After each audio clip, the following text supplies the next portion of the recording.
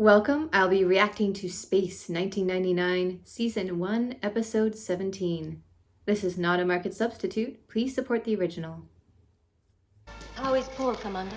Oh, he's not too bad. A couple of fractured ribs, broken ankle. Doctor... What happened to Paul? Any problems, check with Carter. I'll be at my quarters. Kano, let's see what computer has to say about it. Computer, I want detailed information about the space object. I have nothing to say on that subject. She is sassy today. Do grant permission to land on your territory, Commander. That thing's hostile. And asks for help. Oh, Carter. Everyone's like, well, it seems friendly. I mean, we're friendly. Carter in the back. It's hostile. To be fair, that would be me in this situation. Everyone's like, let it land, it's fine. What could go wrong? I'd be like, everything. I don't wish to hurry your democratic discussion, but I have an emergency. And we have our emergency. But mine is greater than your fear. I just need Carter in the back with popcorn just making remarks in every scene now. I gave permission to land, not to approach. Can't you see, Commander, my intentions are pacific. With respect, no. I only require your assistance. Commander, I'm not getting through. Your intercommunication system will function when I want it to. That doesn't seem very friendly. I shall welcome a small but influential delegation, consisting of Dr. Helena Russell, Professor Victor Bergman, and yourself. No, not Victor. I would put my foot down on that one. He's not someone we can lose on this mission. I'm with Carter. I don't trust this guy. Oh, look at the model.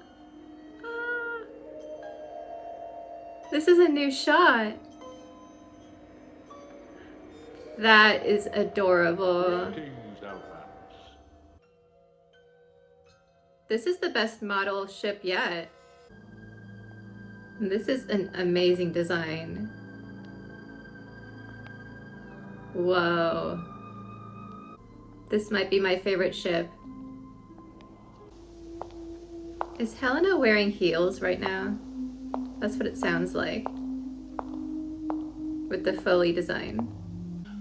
You are very kind, but I have yet to need assistance. He was in Lady Hawk, right? It's been a little while since my reaction to that, but I feel like he was in that movie. It's more a question of how we can help you. You summoned us. Summoned? For help. I am companion. Maybe the computer is the primary being then. He leaves me to deal with his lesser matters. Where is Gwent? His purpose in coming here is clearly twofold. I'm well aware of the first and can surmise the second. To obtain certain items necessary to our continued well-being. Gwent is the computer. Yeah, when theirs went down, I was starting to wonder if it was two AIs just interacting with each other. In that case, his AI might see computer as its equal and the crew as just their companions. So that will be interesting. We have most of the basics. I have consulted your computer. You have everything I need. Why make me explain and then interfere? You were handling things so badly, I had to intervene. Badly? Do you dispute my word of honor? Yes, I demand to see you, Gwent! the ship. But you do have ultimate control. No. No. Call him. Gwent.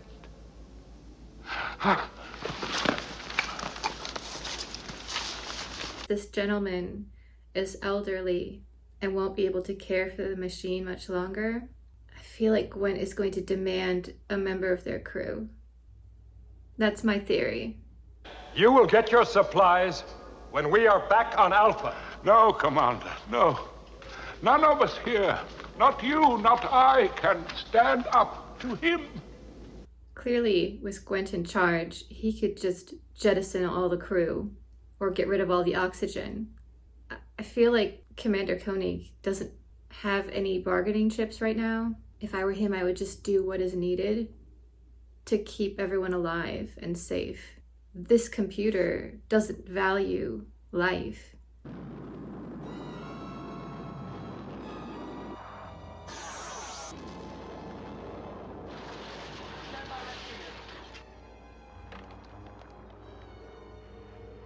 Oh no.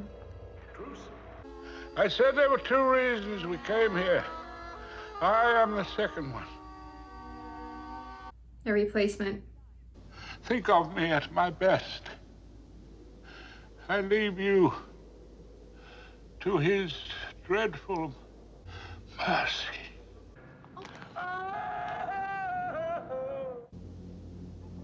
Is that all? Amen. Amen. Amen. Is Eagle 4 loaded with those supplies? Ready in 2 minutes, sir. He's keeping a cool head. I like his character so far.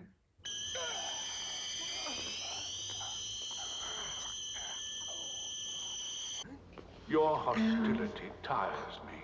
Must I waste valuable energy punishing you? Waste energy. Quick, he's not here. Drain the energy. With companion dead, he must have a replacement. Exactly. I still love this ship design. Companion always relied on me. Uh-huh. I think he's blind. It's great that the commander just randomly had a pen. Smart. Write down the orders. It's you or us.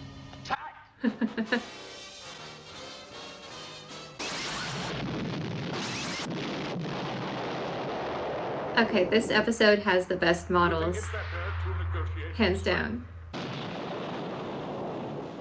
Oh, there goes an eagle. And another one.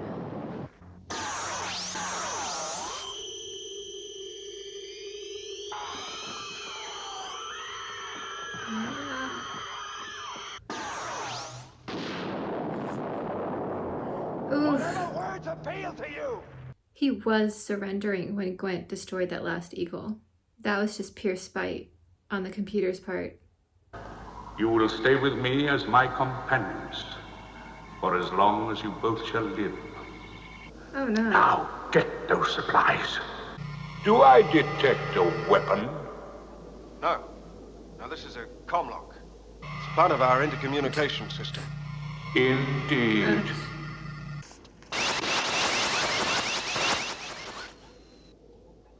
They have force fields. Quickly. He's dying. Don't insert it. It looks painful, but every time he uses that, he drains energy. I created this entity. My entire personality is here. And combined with it is the superior ability of a computer's brain.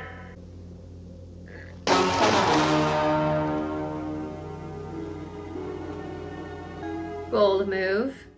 My experience over these years, traveling the universe alone, has left me untrusting, perhaps Evil.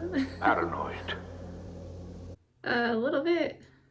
Alone, we cease to have personalities. Isolation. Do you understand? Sorry, not really. I prefer being alone.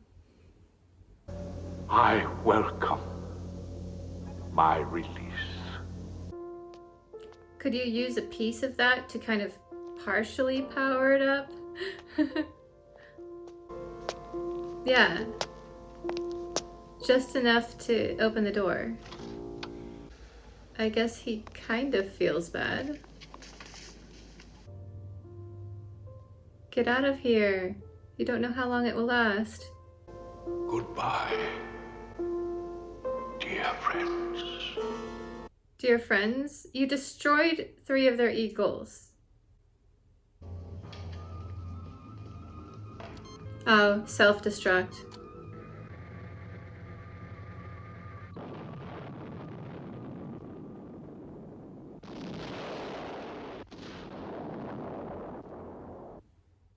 I think this is one of the better episodes of Space 1999. It's definitely up there in like the top 3 so far for me. Not only did we get absolutely fantastic model work, just consistently, there was that tiny elevator that went up, all the ground transports going back and forth, models getting destroyed, models glowing. They just outdid themselves this time. And then the set design was absolutely spectacular. It had a very stylized chessboard theme, and then we had that Alice in Wonderland reference. I'm not sure if they did that deliberately. I'm guessing they did. But we had that Red Queen feeling. And then, of course, the scientist who is trying to become immortal and preserve his soul, basically. And in the process, stripping away everything that made him a person, really. And just turned into this killer machine. He could clearly still feel. I mean, we saw that with the companion's death and how angry he got. I would have liked more backstory on how he and the companion kind of met. You want me on your ship? Do I? Yes. I mean, was he maybe a lab assistant early on? Was he forced at first to be on board, or did he come willingly? I would have liked more information. Maybe a flashback or something.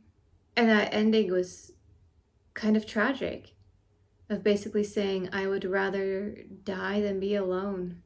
Yikes. It's pretty funny because as an introvert, I'm like, I would love to just be alone. That sounds like paradise. So I don't get it.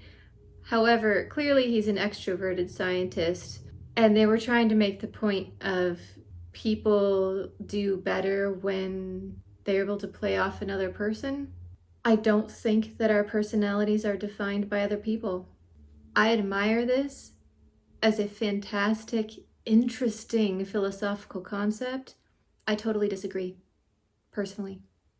I also think that this episode was just a perfect example of why Space 1999 is one of the superior sci-fi shows.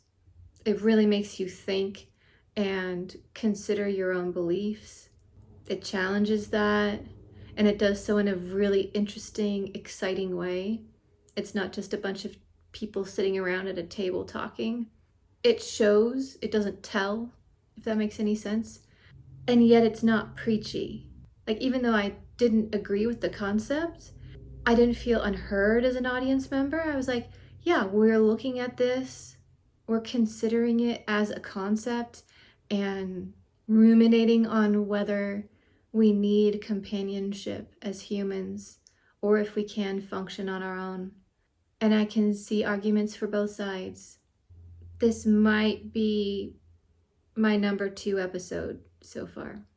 The Black Sun is still number 1, but I think this is runner-up. It's just really well done.